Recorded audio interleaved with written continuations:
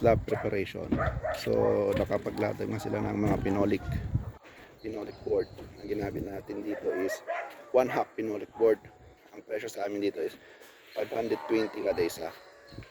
So ang magagamit dito, ang estimate natin is around 80 pieces na pinolik board. Kasama dito yung mga sidings. Yan, ito yung mga sidings. So ito 1.5 na hallway. So parang terrace or balcony siya.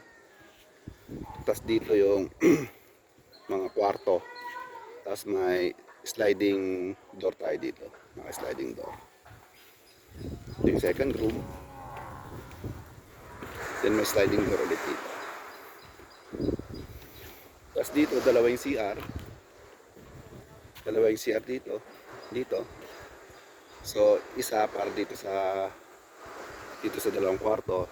Yung isa para sa master bedroom. Tapos dito, yan, 1.5 meter hallway. Hallway yan.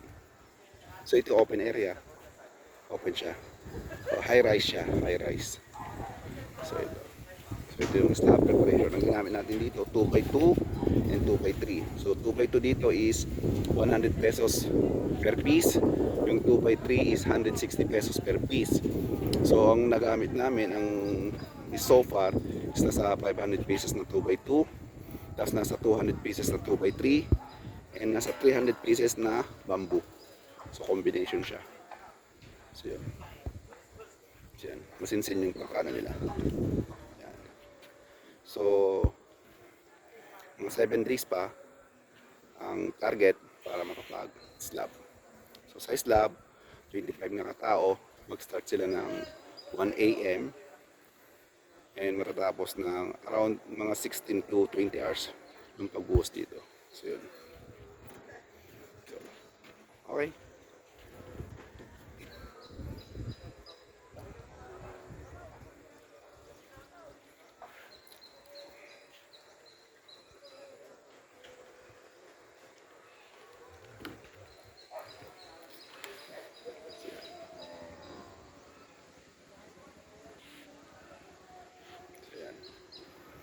So yung area natin is 5 meters by 10 meters dito sa kwarto. So ang kwarto nito is 5 by 5. So, 5 meters by 5 meters kada isa. So,